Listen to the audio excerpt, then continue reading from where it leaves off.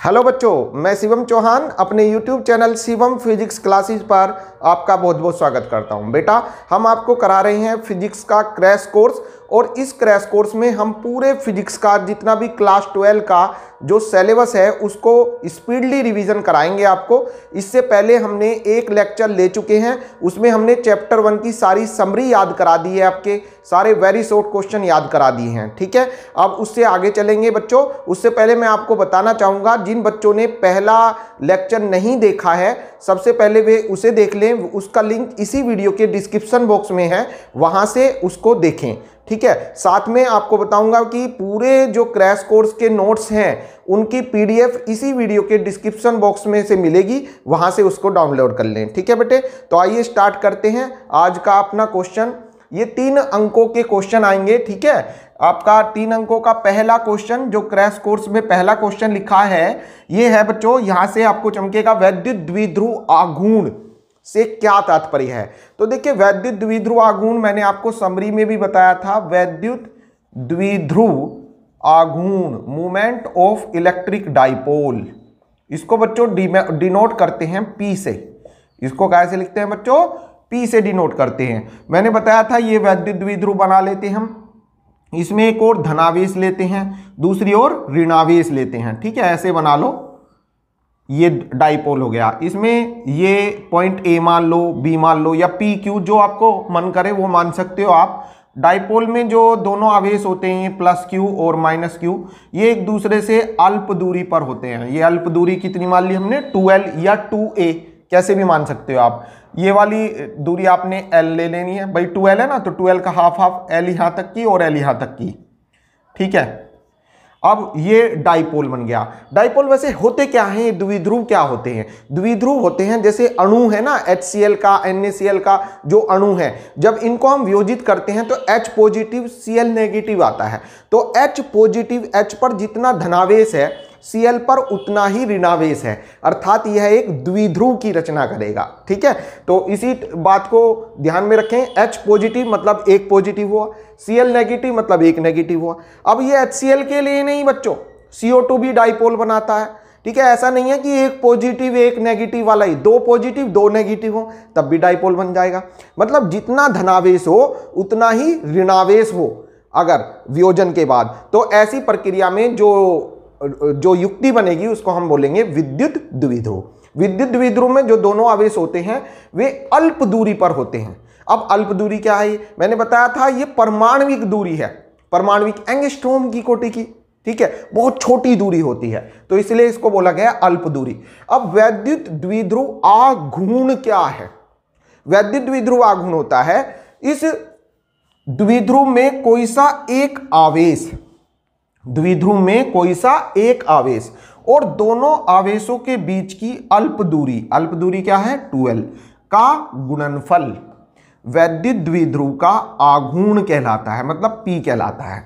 क्या बताया? द्विध्रुव में कोई एक आवेश और दोनों आवेशों के बीच की अल्प दूरी का गुणनफल वैद्युत द्विध्रुव का आघूर्ण कहलाता है। और बेटा इसका मात्रक होता है Q से कूलाम और 2l से मीटर, तो मात्रक क्या हो गया? Coulomb metre.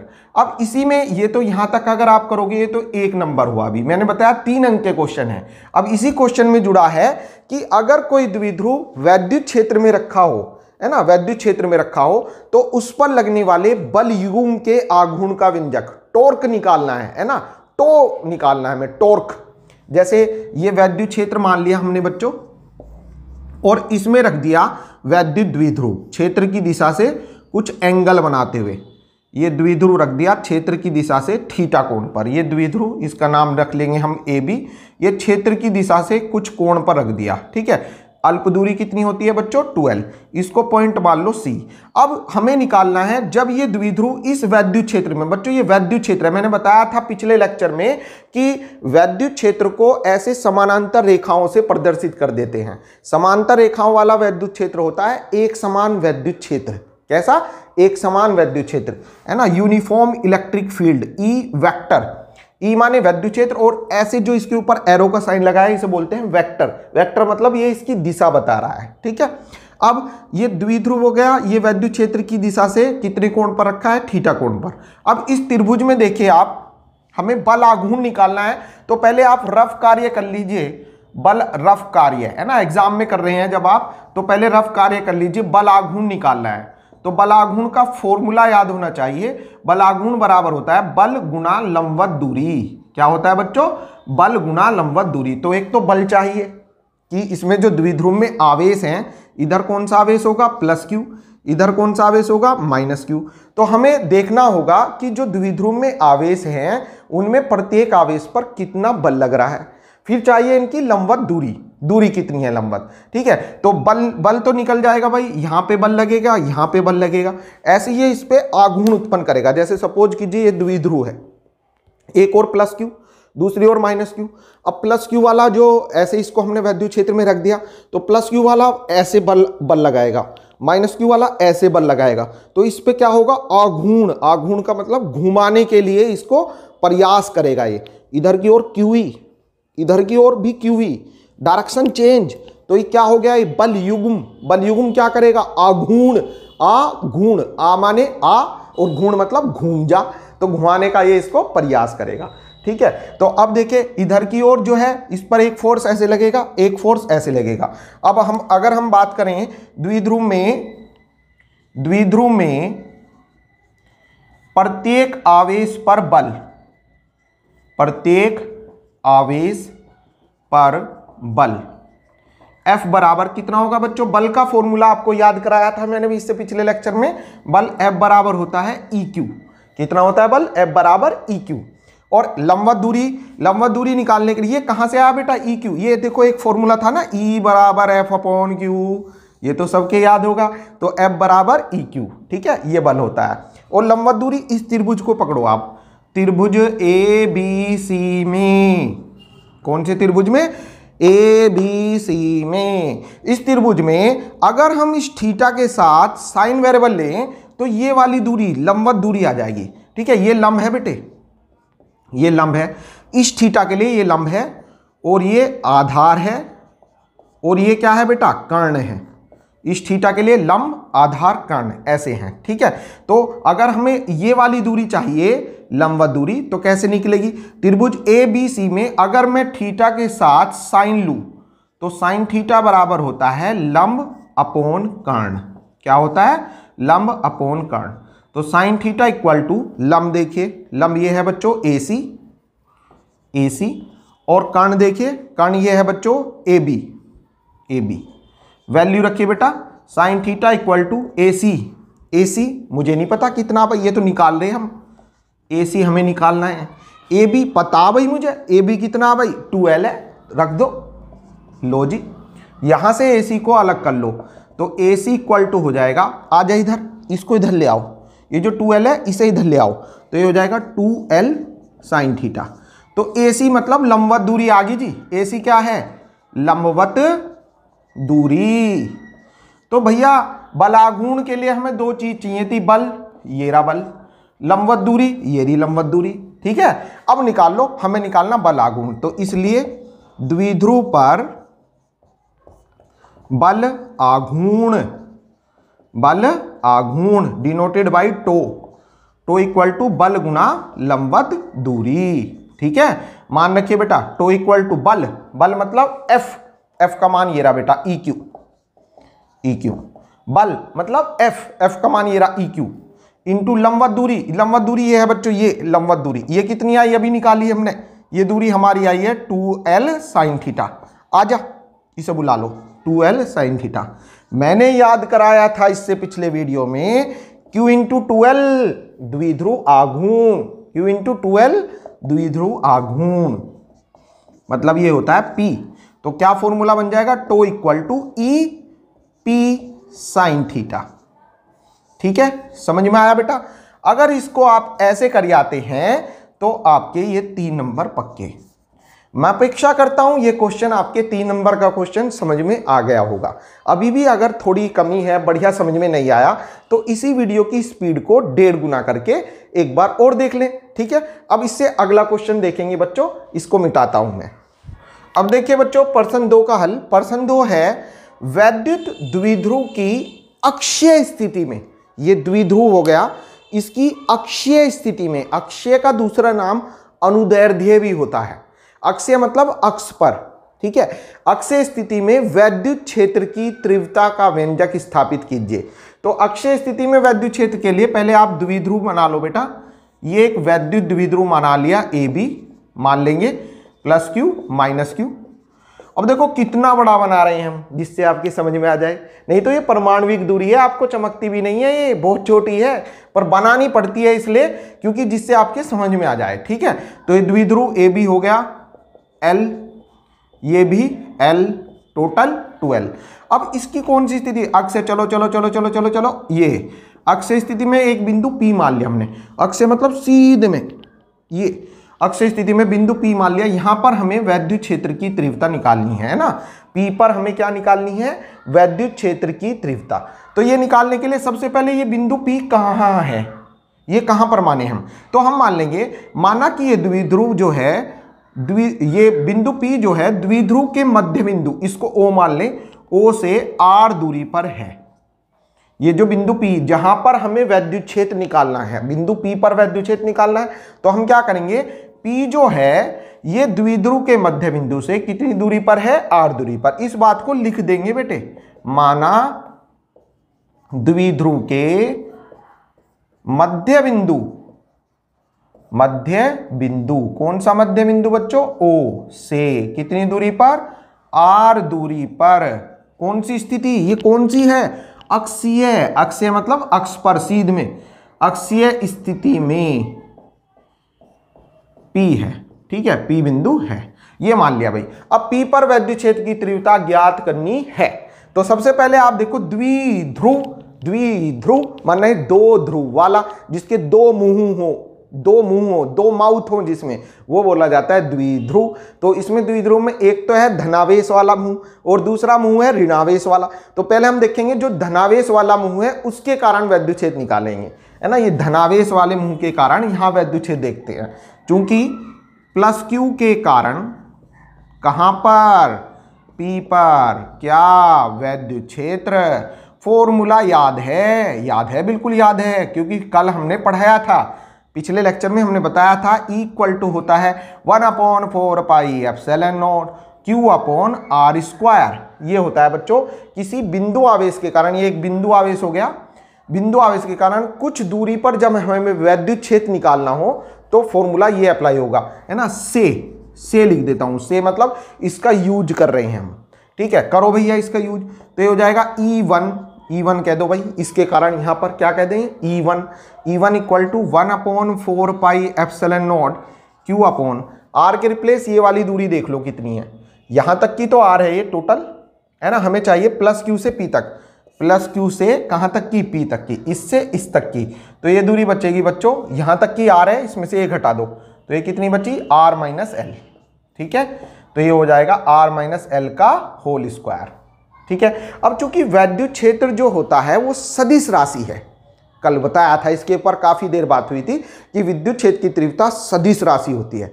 सदिश का मतलब इसमें दिशा की जरूरत होती है, और दिशा क्या होती है, धनावेश जिस ओर चलेगा, या ये कह दो धनावेश पर बल जिस दिशा में लगेगा वही दिशा वैद्युत क्षेत्र की दिशा होगी। धनावेश पर बल जिस दिशा में लगेगा वह बल वैद्युत क्षेत्र की दिशा होगी। तो ये धनावेश है और इस पर जो बल होगा वो धनावेश पर बल हमेशा धनावेश से दूर लगता है, ऐसे। धनावेश पर बल कैसे लगता है, दूर, धनावेश से दूर क्यों, तो वैद्युत क्षेत्र भी धनावेश से दूर होगा, ठीक है। अर्थात E1 की जो डायरेक्शन होगी वो बच्चों ऐसे धनावेश से दूर, मतलब A से P की ओर, AP दिशा। कौन सी दिशा होगी बेटा, AP दिशा। फिर ऐसे ही देखेंगे, चूंकि माइनस Q के कारण P पर वैद्युत क्षेत्र की तीव्रता E2 कह दो बच्चों, इसके कारण यहां, इसके कारण यहां, तो सेम ये लगाइए 1/4 pi epsilon nought Q upon R, तो ये है, इसमें ये और जोड़ दो तो कितनी हो जाएगी, R प्लस L, ठीक है। R तो ये है, इसमें ये और जोड़ दो तो ये हो जाएगी बच्चों R प्लस L का होल स्क्वायर। और डायरेक्शन क्या हो जाएगी, देखो धनावेश से तो दूर भागे और ऋणावेश की ओर आवे। जो वैद्युत क्षेत्र हुआ है वो धनावेश से तो दूर जाता है और ऋणावेश की ओर आता है। तो हमने देखा धनावेश से दूर जा रहा, भाग जा भैया, और ऋणावेश की ओर आएगा, मतलब E2 जो होगा वो ऐसे ऋणावेश की ओर, माइनस Q की ओर, धनावेश से दूर जाओ, ऋणावेश की ओर अंदर, ठीक है। तो इसकी जो डायरेक्शन होगी वो ऋणावेश की ओर, मतलब PB। कौन सी दिशा होगी बच्चों? PB, ऐसे। अब हम देखते हैं E1 जो आया है वो धनावेश से दूर, E2 जो आया है वो ऋणावेश की ओर, अर्थात दिशाएं दोनों विपरीत हैं। E1 और E2 दोनों की दिशा विपरीत है। तो क्या लिखेंगे? चूंकि P पर तुल्य वैद्युत क्षेत्र, तुल्य वैद्युत क्षेत्र क्या हो जाएगा बेटा? E बराबर E1 माइनस E2 कर दो। देखिए यहां क्या करा हमने, यहां माइनस, माइनस क्यों करा? लिख देंगे चूंकि दिशाएं विपरीत हैं, ठीक है, दिशाएं विपरीत हैं। अब इसमें बच्चों ये याद रखना है, जब भी आप वैद्युत क्षेत्र निकाल रहे हैं तो दिशा जरूर लिखनी है। आवेश का चिन्ह नहीं लिखते हैं इसमें, क्योंकि ये दिशा पर निर्भर करती है, चिन्ह पर नहीं। तो देखो यहां भी मैंने E1 प्लस में लिया और यहां भी प्लस में लिया, बिकॉज क्योंकि ये डायरेक्शन पर डिपेंड करती है, नॉट डिपेंड ऑन साइन, चिन्ह पर डिपेंड नहीं करती। तो दोनों प्लस में ही है, चिन्ह नहीं। यहां पर आपने देखा माइनस नहीं लिया हमने, क्योंकि ये दिशा पर निर्भर करेगी, चिन्ह पर नहीं, ठीक है। अब वैल्यू रखो बेटे, E इक्वल टू, जब आप इसमें से ये माइनस करोगे तो पहले लिख लो पहले, E1 1/4 pi epsilon nought Q upon R minus L का होल स्क्वायर, माइनस E2 ये रहा 1/4 pi epsilon nought Q upon R plus L का होल स्क्वायर, ठीक है। अब क्या करेंगे? इक्वल टू, आप देख रहे Q यहां भी है, यहां भी है, इट मीन्स Q कॉमन है। 4 पाई एप्सिलॉन नॉट यहां भी है, यहां भी है, इट मीन्स यो भी कॉमन है। तो Q upon 4 pi epsilon naught common आ गया। क्या बचा? यहां बचा 1/r माइनस L का होल स्क्वायर, माइनस ये रहा बच्चों 1/r प्लस L का होल स्क्वायर, ठीक है बेटे। तो ये हो जाएगा E equal to Q upon 4 pi epsilon naught. अब देखो भैया, R minus L, R plus L, ये तो वर्गांतर है। हमने पढ़ा था कक्षा 5 में A square minus B square बराबर A plus B, A minus B पढ़ा होगा। उसी सूत्र को यहां पर अप्लाई कर दो, R minus L, R plus L, तो ये हो जाएगा R square minus L square. क्या? R square minus L square का होल स्क्वायर, ठीक है। इसकी इंगे, इसकी इंगे, इसकी इधर मल्टीप्लाई कर दो, इसकी इधर कर दो, ठीक है भाई। लघुत्तम ले लिया, अब यो इधर, यो इधर, आजा। R प्लस L का होल स्क्वायर, तू जा उधर, माइनस का चिन्ह हो रहा, देखो यो यहां लगा दिया, R माइनस L का होल स्क्वायर, बढ़िया करा। अब देखो जी यहां कर दे मैं, तो ये हो जाएगा E equal to Q upon 4 pi epsilon nought R square minus L square का होल स्क्वायर। और देखो जी ऊपर, अब इसको जो है आप होल स्क्वायर को ओपन कर दो, R प्लस L का whole square, A plus B का होल स्क्वायर तो आपके याद होगा, कक्षा 2 में पढ़ा था। A प्लस बी का whole square, A square plus B square plus 2AB, वो अप्लाई कर दो यहाँ, तो ये हो जाएगा R square plus L square plus 2LR, ठीक है जी। अब माइनस का साइन है, माइनस लगाओ। अब देखो जी इसका जब होल स्क्वायर खोलोगे तो ये होगा R square plus L square minus 2LR। A minus B का होल स्क्वायर होगा ना, A square plus B square minus 2AB, वो अप्लाई कर दो यहाँ, तो ये बन जाएगा R square plus L square minus 2LR। लेकिन माइनस का चिन्ह भी तो है, तो साइन बदल जाएंगे, तो माइनस के R स्क्वायर, माइनस के L स्क्वायर और प्लस के 2LR, ये हो जाएगा बेटे। अब कुछ कटता है तो काटो जरा, इससे यो भाग गया, इससे यो भाग गया, ठीक है।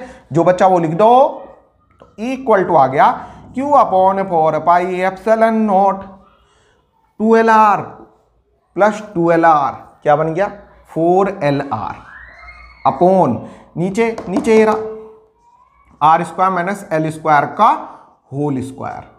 अब इसमें ध्यान देने वाली बात भैया यो है, यहां देखो बोर्ड पर ध्यान से, इस वाली बात को देखो, यो क्या है L, छोटा सा परमाणविक दूरी। आर क्या है, बहुत दूरी मीटर में, है ना, ये बहुत बड़ी है, ये छोटी सी दूरी है ना, परमाणुविक दूरी है। तो और इस छोटी सी दूरी का वर्ग हुआ तो ये और छोटा हो गया, बहुत छोटा, बेकार। तो L छोटा है और L का स्क्वायर कर दो तो वो और ज्यादा छोटा है, किससे, आर स्क्वायर से। मतलब राजा कौन, आर स्क्वायर। आर स्क्वायर बहुत बड़ा है, ठीक है। तो हम क्या करेंगे, L स्क्वायर बहुत छोटा है आर स्क्वायर से, अतः L स्क्वायर को नेग्लिजिबल कर देंगे, मतलब छोड़ देंगे। छोड़ने पर, तू बेकार है भाई, ज्यादा ही छोटा, तो इसको हम छोड़ दो। तो क्या बचा भाई, E equal to Q upon 4 pi epsilon nought 4LR, ऐसा का ऐसे ही रहेगा ऊपर, और नीचे ये खत्म हो गया, छोटा ज्यादा ही। तो आर स्क्वायर का स्क्वायर तो कितना बन गया, R की पावर 4, ठीक है जी। अब देखो एक आर से एक आर खत्म, कितने बचे, 3 बचे, नीचे 4 थी ना, तो कितनी बची, 3 बची। तो इक्वल टू हो गया जी Q upon 4 pi epsilon not 4L upon R की घात 3, यही तो बचा जी। अब ये हो जाएगा G equal to 1 upon 4 pi epsilon naught into Q into ये जो 4L है, 4L, इसको 2 दूनी 4 हुए हैं, 2 2 जा 4, इसको टुकड़ों में लिख दो, 2L गुना 2 और अपॉन R की घात 3। ऐसे क्यों लिखा, नू लिखा, ये देखो ये कुछ बन रहा, Q इंटू 2L क्या है, P है यो, Q इंटू 2L मतलब P, वैद्युत द्विध्रुव आघूर्ण। तो ये बन गया equal to 1 upon 4 pi epsilon nought 2P, इसकी जगह क्या आ गया, P अपॉन R की घात 3। मात्रक होता है बच्चों इसका न्यूटन प्रति कूलम। तो ये डेरिवेशन हो गया कौन सा, वैद्युत द्विध्रुव की अक्षीय स्थिति में। कौन सी स्थिति में, अक्षीय स्थिति में वैद्युत क्षेत्र की तीव्रता। हालांकि एग्जाम में यही आता है 99% में, लेकिन कभी कभी 1% वो भी आ जा निरक्षीय वाला, जैसे द्विध्रुव है, निरक्षीय पे वैद्युत क्षेत्र निकाल रहे। अब क्रैश कोर्स में तो ये मैंने लिखा नहीं, ठीक है, क्योंकि हम करा रहे क्रैश कोर्स, है ना, एक तरह से स्पीडली कोर्स। अगर सारे क्वेश्चन कराएंगे तो फिर क्या, फिर क्रैश कोर्स कैसे रह गया हो। तो आपको क्या करना है, अगर आप उसे भी करना चाहते हैं, क्योंकि वो भी 0.1% आ सके, तो उसे भी आपको करना है, तो उसके लिए आप चैप्टर 1 में जाएं, है ना, डिटेल में जो एक्सप्लेन कोर्स मैंने करा रखा है वहां पर जाएं चैप्टर 1 में, और वहां पे देख लो लास्ट लेक्चर जो पढ़ा न्यूमेरिकल से पहले वाला थ्योरी का, वहां पे लिख रखा वैद्युत द्विध्रुव की निरक्षीय स्थिति में वैद्युत क्षेत्र की तीव्रता।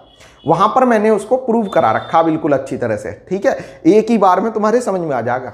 तो वहां से आप जाके उसको देख ले। वैसे उस वीडियो का भी मैं लिंक यहीं पर डाल दूंगा, इसी वीडियो के डिस्क्रिप्शन बॉक्स में, ठीक है जी।